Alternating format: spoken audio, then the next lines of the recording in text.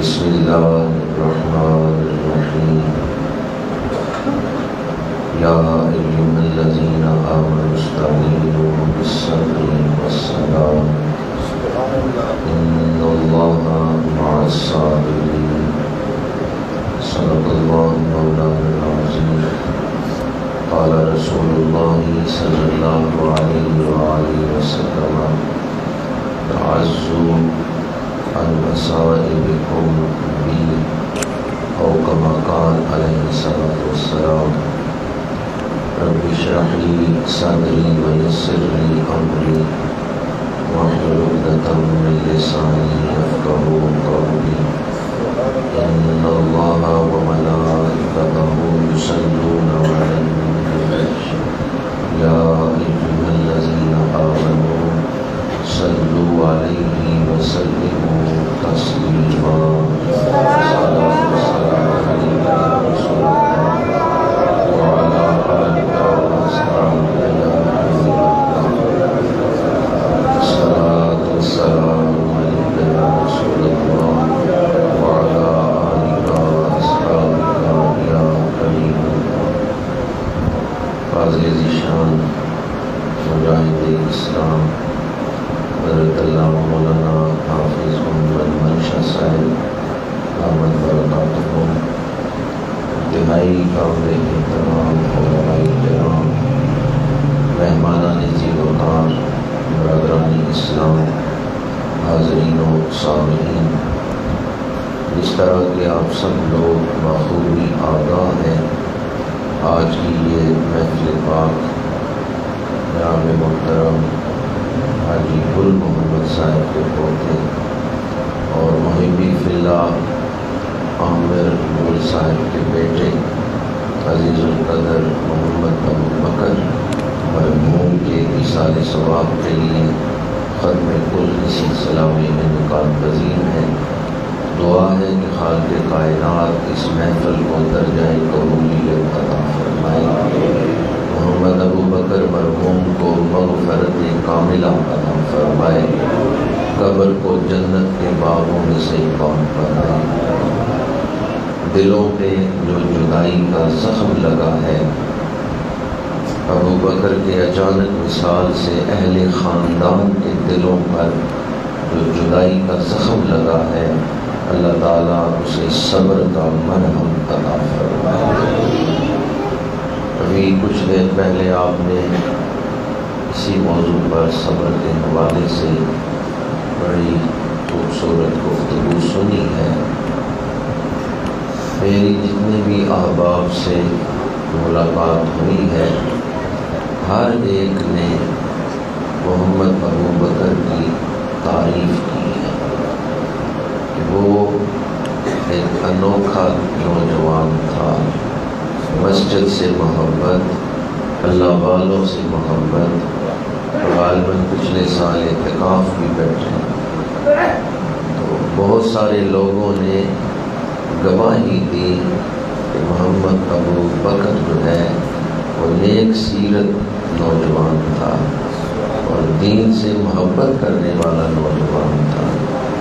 جب میں نے متعدد احباب سے یہ اچھی گواہی سنی تو حضور نبی اکرم سید العالمین خاتم النبیین صلی اللہ علیہ وسلم کا فرمان ذیشان میرے سامنے آ گیا، جس کے مرنے کے بعد اس کی اچھی گواہی دی جائے اس پہ جنت واجب ہوتا ہے۔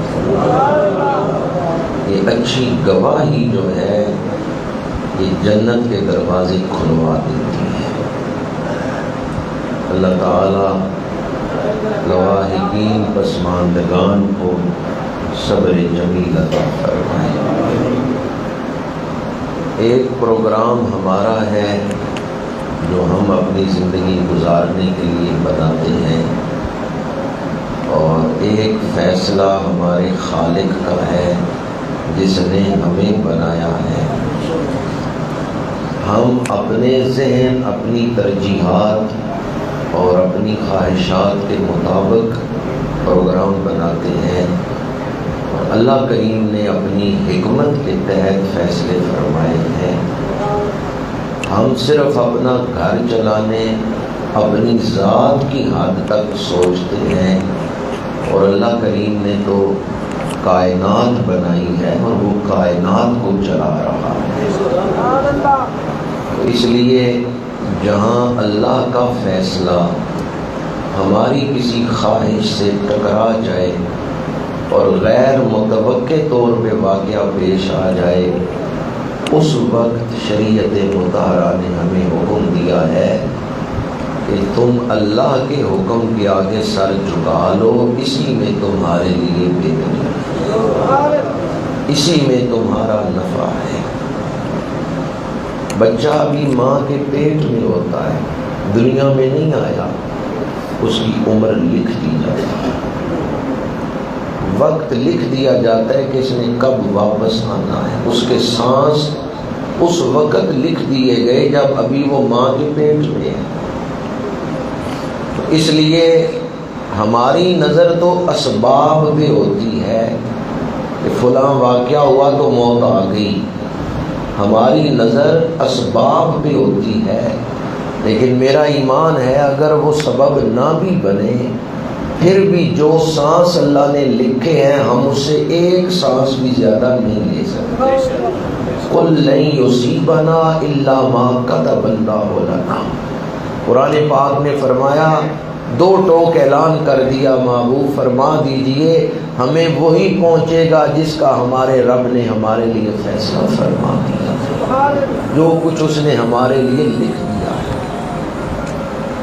بہلول دانا سے ملاقات ہوئی ہارون الرشید کی، تو ہارون الرشید خلیفہ تھا، اس نے پوچھا بہلول سناؤ کیا حال ہے؟ تو بہلول دانا نے کہا اس کا حال کیا پوچھتے ہو جس کی مرضی سے کائنات چل رہی ہے، جس کی مرضی سے سورج نکلتا ہے، جس کی مرضی سے دریا چل رہے ہیں، جس کی مرضی سے موسم بدلتے ہیں، اس کا حال کیا پوچھتے ہو؟ ہارون الرشید نے کہا یہ سارے کام اللہ کی مرضی سے ہوتے ہیں، آپ کی مرضی سے نہیں۔ سورج نکلتا ہے اللہ کی مرضی سے، دریا چل رہے ہیں اللہ کی مرضی سے، موسم بدلتے ہیں اللہ کی مرضی سے، میں آپ کا حال پوچھ رہا ہوں، بتائیں آپ کا حال کیا ہے؟ بہلول دانا نے کہا یہ سارے کام اللہ کی مرضی سے ہی ہو رہے ہیں، میں نے اپنی مرضی اللہ کی مرضی میں شامل کر دیا، اس لیے میں کہہ رہا ہوں کہ اس کا حال کیا پوچھتے ہو جس کی مرضی سے نظام چل رہا ہے، کیونکہ میں نے اپنی مرضی اپنے رب کی مرضی میں شامل کر دی۔ جی میں پیارا راضی ہوئے مرضی ویک سجدی، جے تو مرضی اپنی لوڑے اے گل کدے نہ بڑھتی۔ قرآن پاک نے اسی لیے ارشاد فرمایا ان اللہ مع الصابرین، بے شک اللہ صبر کرنے والوں کے ساتھ ہے۔ اللہ تعالیٰ نے اپنی معیت، اور یہ بہت بڑا انعام ہے، یہ بہت بڑا انعام ہے۔ اس دور میں دنیا کی جو سپر پاور ہے، اس کے جو وزیر ہیں، وزیروں کی فہرست میں نام لکھوا لینا، امریکہ کے جو وزیر ہیں یا چائنا کے جو وزیر ہیں ان کے وزیروں کی فہرست میں نام لکھوا لینا کوئی کامیابی نہیں، صابروں کی فہرست میں نام لکھوا لینا بہت بڑی کامیابی۔ جس کا نام اللہ کی بارگاہ میں صابرین کی فہرست میں آ گیا کہ یہ صبر کرنے والا ہے، وہ کامیاب ہو گیا۔ قیامت کے دن جسے بھی اور نیکوکاروں کو اجر دیا جائے گا تو ایک حساب سے دیا جائے گا، کسی کو ایک نیکی پہ 10 گنا، کسی کو ایک نیکی پہ 70 گنا، کسی کو ایک نیکی پہ 700 گنا اجر دیا جائے گا۔ پر جب صابروں کی باری آئے گی اللہ فرماتا ہے انما یوفی الصابرون اجرهم بغیر حساب، اللہ صابروں کو بغیر حساب کے اجر عطا فرمائے۔ فرشتوں کا علم وہاں نہیں پہنچ سکتا جتنا ایک اللہ صابروں کو اجر عطا فرمائے گا۔ جن لوگوں نے دنیا میں صبر کیا، حدیث پاک ہے جب قیامت کے دن اللہ انہیں اجر دے گا تو جو بے صبرے تھے نا وہ ہاتھ ملیں گے، کاش ہم بھی صبر کرتے، آج ہم بھی وہ انعام پاتے جو صابروں کو ملا۔ سید الصابرین میرے اور آپ کی آقا کریم، فرمایا جو اللہ کے جتنا قریب ہے وہ اتنی زیادہ آزمائشوں سے گزرتا ہے، اور سب سے زیادہ اللہ کے قریب نبی ہیں، اور سب سے زیادہ نبی ہی آزمائشوں سے گزرے، اور حضور نبیوں کے سردار ہیں، اس لیے حضور صابروں کے بھی سید الصابرین۔ حدیث پاک میں نے خطبہ کے دوران تلاوت کی ہے، یہ الکامل میں ہے، فرمایا تعزو ان مصائبکم بی، میری حیثیت ایک ڈاکیے کی ہے جو چٹھی پڑھ کے آپ کو سنا رہا ہے۔ خط محبوب کا ہو تو بندہ ڈاکیے کو نہیں دیکھتا کہ ڈاکیہ کون ہے، وہ یہ دیکھتا ہے چٹھی کس کی لے کے آیا ہے۔ الکامل کے اندر یہ حدیث پاک ہے، میرے آقا کریم صلی اللہ علیہ وآلہ وسلم نے ارشاد فرمایا جب آپس میں ایک دوسرے سے تعزیت کرو، دکھ کی گھڑی میں جب ایک دوسرے سے تعزیت کرو تو میرا ذکر کر کے تعزیت، تعزو ان مصائبکم بی، جب آپس میں ایک دوسرے کو پرسا دو، ہمت بندھاؤ، دکھ کی گھڑی میں جب ایک دوسرے کو تسلی دو کہ حوصلہ کر، تو اس وقت میرا ذکر کر کے تعزیت کرو۔ اب اس کی تشریح میں 3 مشہور قول ہیں۔ پہلا قول یہ ہے کہ حضور پہ درود شریف پڑھا جائے، بڑی پیاری بات حضرت کر رہے تھے کہ ختم کل میں ہمیں چاہیے کہ پہلے ہم فاتحہ خوانی، قرآن خوانی، درود خوانی کریں۔ درود شریف پڑھنے سے دل کو سکون ملتا ہے، غم دور ہوتا ہے، ذکر رسول، اس لیے ہم ختم کل کی محفل میں نعت خوانی کرتے ہیں، نعت خوانی سے بھی غم دور ہوتا ہے، دل کو سکون ملتا ہے۔ تو پہلی چیز، پہلی تشریح اس حدیث پاک کی، فرمایا ایک دوسرے سے تعزیت کرو تو میرا ذکر کر کے تعزیت کرو۔ دوسری تشریح، جب آپس میں ایک دوسرے سے تعزیت کرو تو میری سیرت بیان کر کے تعزیت کرو۔ اب اس کا مطلب کیا ہے کہ میری سیرت بیان کر کے تعزیت کرو؟ کسی کا باپ فوت ہو گیا ہے، اس سے تعزیت کر رہے ہو تو میری سیرت بیان کرو۔ میرے والد تو اس وقت فوت ہو گئے جب ابھی میرا میلاد بھی نہیں، کسی کی والدہ فوت ہو گئی ہے، اس سے تعزیت کر رہے ہو تو میری سیرت بیان کر کے ذکر کرو۔ میری ظاہری عمر 6 سال ہے جب والدہ کا وصال ہو گیا۔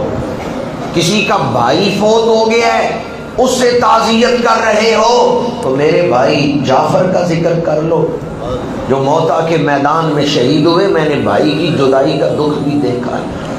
کسی کا چچا فوت ہو گیا ہے، اس سے تعزیت کر رہے ہو تو میری سیرت بیان کر کے ذکر کرو کہ دیکھو ہمارے نبی نے بھی تو امیر حمزہ کی شہادت پہ صبر کیا ہے، اپنے چچا کا کٹا پٹا جسم دیکھا ہے۔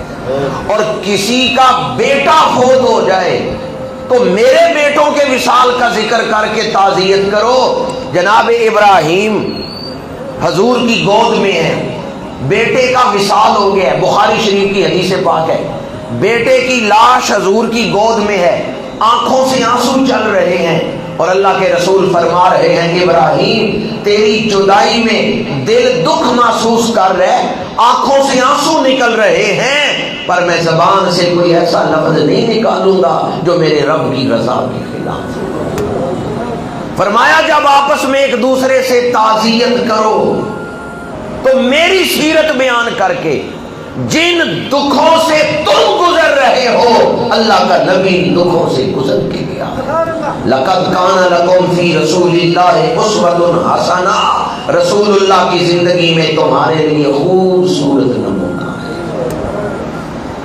اگر ہمارے دکھ تو بہت چھوٹے سے ہیں، جن دکھوں سے حضور گزرے ہمارے دکھ تو بہت چھوٹے سے ہیں، اس لیے سید الصابرین کا ذکر کریں۔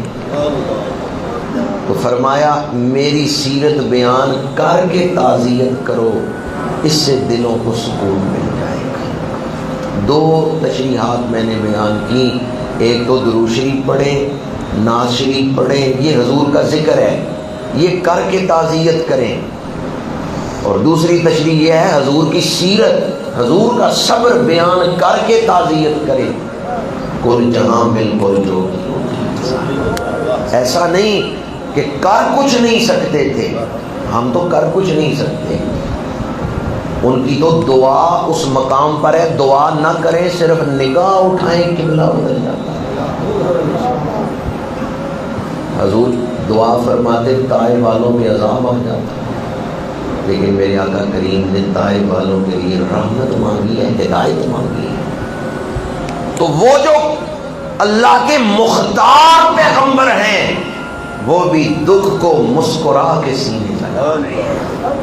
اللہ نے اختیار دیا ہے، خاتم النبیین ہیں، سید العالمین ہیں، رحمت للعالمین ہیں، باعث تخلیق کائنات ہیں، فخر آدمیت ہیں، اللہ نے بے شمار شانیں دے کے بھیجا ہے، لیکن دکھ سے گزرنا پسند فرما رہے ہیں۔ الفقر و فخر، کل جہاں ملک اور جو کی روٹی نظام، اس شکم کی قناعت میں لاکھوں سال۔ فرمایا میرا ذکر کر کے تعزیت کرو، میری سیرت بیان کر کے تعزیت کرو۔ اور تیسری تشریح فرمایا جب تم آپس میں ایک دوسرے سے تعزیت کرو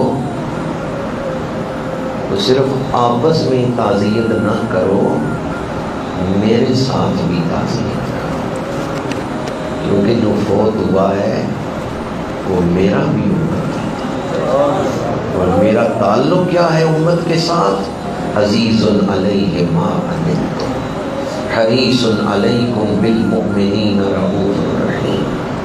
امتی دکھ سے گزرتا ہے، اللہ کے نبی پہ یہ بات گراں گزرتی ہے، جو چیز تمہیں مشقت میں ڈالتی ہے وہ اللہ کے رسول پہ گراں گزرتی ہے۔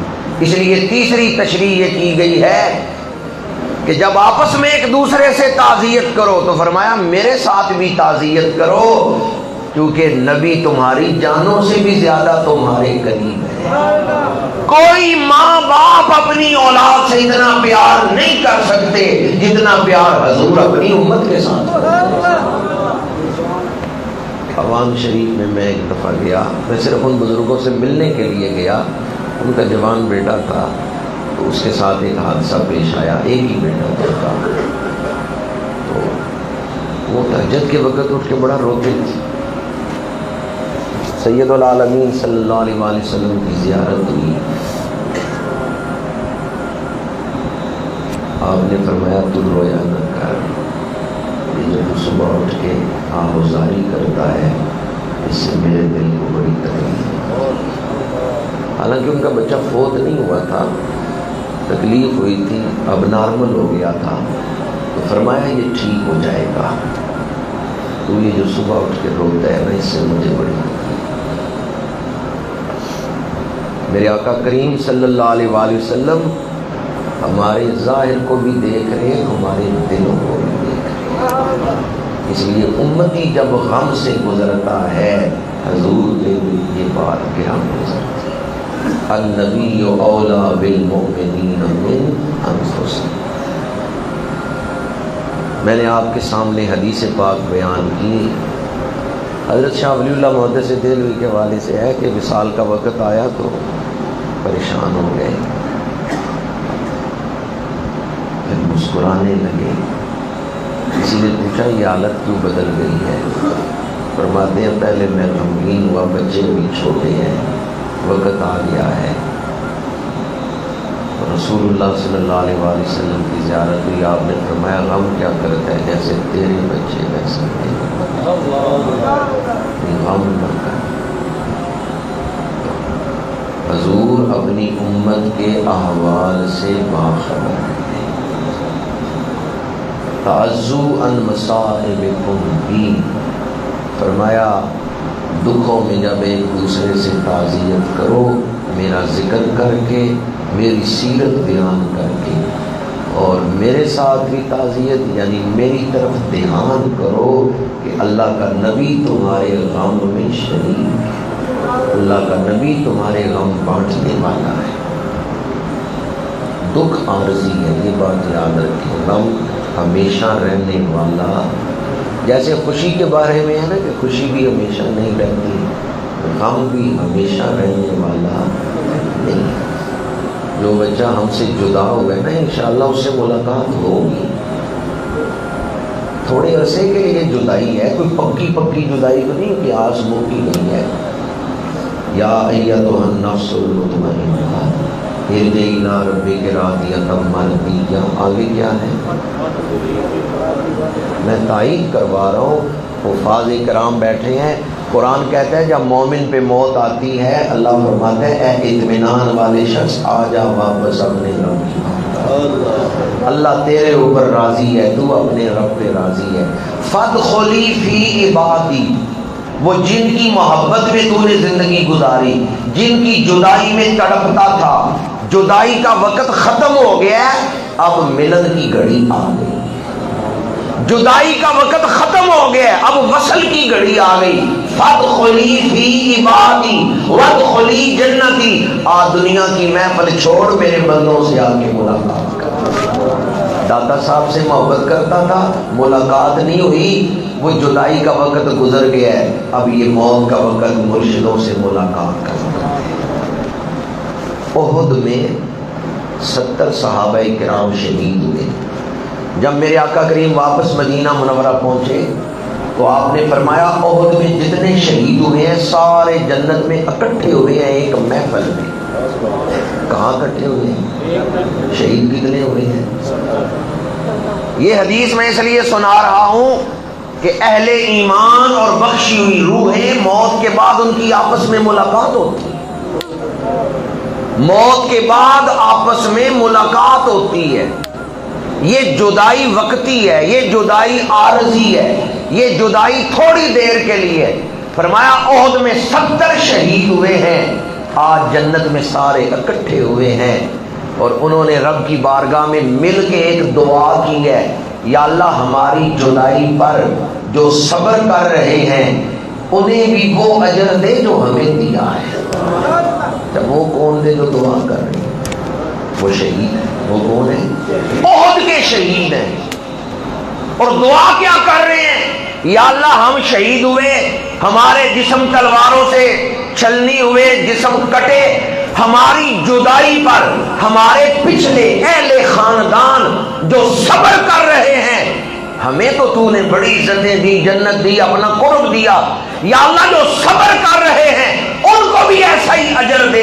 اب ذرا دل تھام کے سننا، میرے آقا کریم نے فرمایا اہل مدینہ اللہ نے ان شہیدوں کی دعا کو قبول فرما لیا،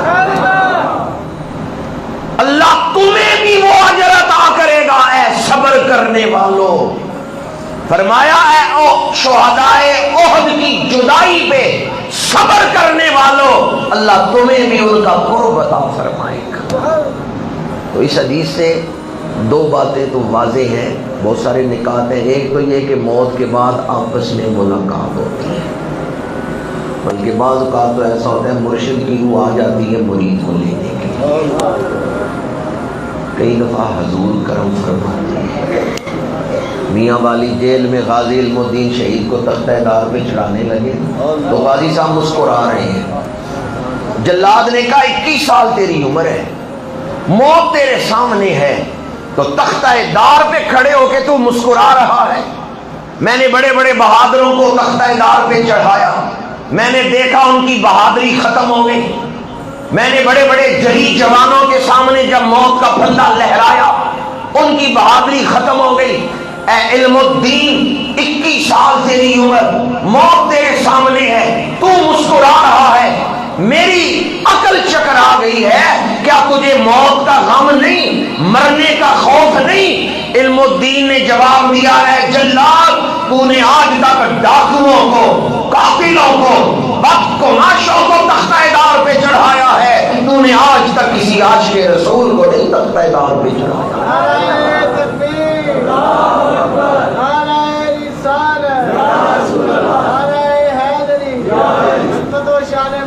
اے جلاد مجھ سے پوچھتے ہو کہ جب موت میرے سامنے ہے میں مسکرا کیوں رہا ہوں؟ ایک طرف تو موت کا پھندا لے کر کھڑا ہے، دوسری طرف میرے رسول پھولوں کے ہار لے کر کھڑا ہے۔ تو میری گردن میں موت کا پھندا ڈالے گا، میرے کریم آقا میری گردن میں جنتی پھولوں کے ہار ڈالے گا۔ اسی کو موت کہتے ہیں تو یا رب مار مار آئے۔ فرمایا جلاد میں دو منظر دیکھ رہا ہوں، تیرے ہاتھ میں موت کا پھندا بھی دیکھ رہا ہوں اور حضور کے گورے گورے ید اللہ کے ہاتھوں میں جنتی پھول بھی دیکھ رہا ہوں۔ کتنے لوگ ایسے ہیں جن کے وصال، حضرت امام حسن بصری انہوں نے اس بات کو بیان کیا ہے، ان کے کوئی اہل نسبت ہیں، مرید ہیں، ان کا نام بھی حسن ہے۔ وصال کا وقت آیا، آخری نزع کی کیفیت طاری ہو گئی، لوگوں نے سمجھا فوت ہو گئے ہیں۔ انہوں نے تھوڑی دیر بعد آنکھیں کھول دی، لوگوں نے کہا ہم نے سمجھا تھا آپ کا وصال ہو گیا۔ انہوں نے فرمایا میں اس مرحلے میں داخل ہو چکا ہوں، وقت تھوڑا رہ گیا ہے، نزع کی حالت طاری ہے، جا رہا ہوں اور ابھی سانس نکلی نہیں، ابھی زندہ ہوں۔ یہ جو میں یوں سانس روک کے لیٹا ہوا تھا، آنکھیں بند تھیں، اللہ نے مجھے ایک منظر دکھایا ہے۔ میں نے جوان بیٹے کے مرنے پہ صبر کیا تھا، آج میں دیکھ رہا ہوں فرشتے صفے بنا کے کھڑے ہیں، میں پوچھ رہا ہوں یہ کیوں کھڑے ہیں؟ فرشتے کہہ رہے ہیں تو نے جوان بیٹے کے مرنے پہ صبر کیا تھا، اللہ نے حکم دیا جاؤ جا کے اس کی روح کا استقبال کرو۔ وہ جو تو نے صبر کیا تھا نا، آج اللہ تجھے اس کا اجر دے رہا ہے کہ فرشتے تیری روح کے استقبال کے لیے کھڑے ہیں۔ مشکات شریف میں حدیث پاک ہے، جب کسی کا بیٹا فوت ہوتا ہے فرشتے روح لے کے جاتے ہیں، اللہ کریم فرماتا ہے فرشتوں تم میرے بندے کا جگر لے کے آئے ہو۔ بتاؤ جب اس کو پتا چلا کہ اس کا بیٹا فوت ہوا ہے، اس کا رد عمل کیا تھا؟ حالانکہ رب جانتا ہے، سوال عدم علم کی دلیل نہیں، اظہار مقصود ہے، چونکہ اس اظہار پہ اللہ نے بشارت عطا کرنی۔ تو فرشتے عرض کرتے ہیں یا اللہ جب تیرے بندے کو پتا چلا اس کا بیٹا فوت ہو گیا، اس نے پڑھا انا للہ و انا الیہ راجعون۔ اللہ کریم فرماتے ہیں میں نے اپنے اس بندے کو بھی بخش دیا، اس کے بیٹے کو بھی بخش دیا ہے، اور جاؤ جنت میں اس کے لیے ایک محل تیار کرو جس کا نام رکھو حمد والا گھر۔ خوشی میں تو ہر کوئی اللہ کا ذکر کر لیتا ہے، یہ جو دکھ میں میرا ذکر کر رہا ہے میں اسے جنت میں بیت الحمد عطا کروں گا، جنت میں حمد والا گھر عطا کروں گا۔ اللہ تعالی ہمیں یہ صبر کی نعمت عطا فرمائے، یہ بہت بڑی نعمت ہے، اس کے بغیر زندگی، دینی زندگی نہیں گزاری جا سکتی۔ حضرت امام جعفر صادق رضی اللہ تعالیٰ عنہ سے پوچھا گیا کہ صبر کا اور دین کا آپس میں کیا تعلق ہے؟ حضرت امام جعفر صادق رضی اللہ تعالیٰ عنہ نے فرمایا جو تعلق سر کا اور جسم کا ہے، سر کاٹ دو جسم بیکار ہے، صبر نکال دو دین پہ عمل نہیں ہو سکتا۔ دین پہ وہی عمل کر سکتا ہے جس کے اندر صبر کی کیفیت پائی جاتی ہے۔ حضرت بایزید بسطامی رحمۃ اللہ تعالیٰ علیہ آپ کا فرمان ہے پروردگار روٹی دی ہے تو سالن بھی عطا کر۔ کسی نے پوچھا یہ روٹی کیا ہے، سالن کیا ہے؟ وہ فرماتے ہیں دکھ روٹی ہے، صبر سالن ہے۔ روٹی بھی ہو سالن بھی ہو، کھانا کھانے کا مزہ آتا ہے، تو فرماتے دعا مانگتے تھے یا اللہ روٹی دی ہے سالن بھی دے دے۔ لوگ پوچھتے ہیں روٹی کیا ہے سالن کیا ہے، اور ان کا دکھ روٹی ہے صبر سالن ہے۔ جب یہ دونوں مل جائیں تو پھر روح کو توانائی حاصل ہوتی ہے، پھر روح ترقی کرے۔ داتا صاحب نے کشف المعجوب میں لکھا ہے صبر کاشف راز ہے، اور اپنے واقعات لکھے ہیں کہ کئی منزلیں قرب الہی کی ایسی تھیں جو ریاضت سے مجاہدے سے حاصل نہیں ہوئی، وہ منزلیں صبر کرنے سے حاصل ہوئی۔ اللہ کے قرب کی کچھ ایسی منزلیں جو ریاضت اور مجاہدے سے نہیں حاصل ہوئی وہ صبر کرنے سے حاصل ہوئی۔ میں ان الفاظ پر ہی گفتگو کو سمیٹتا ہوں۔ لوئے لوئے بھر لے کڑیے جے تو دوبارہ کرنا، شام گئی بن شام محمد کر جاتی ہے کرنا۔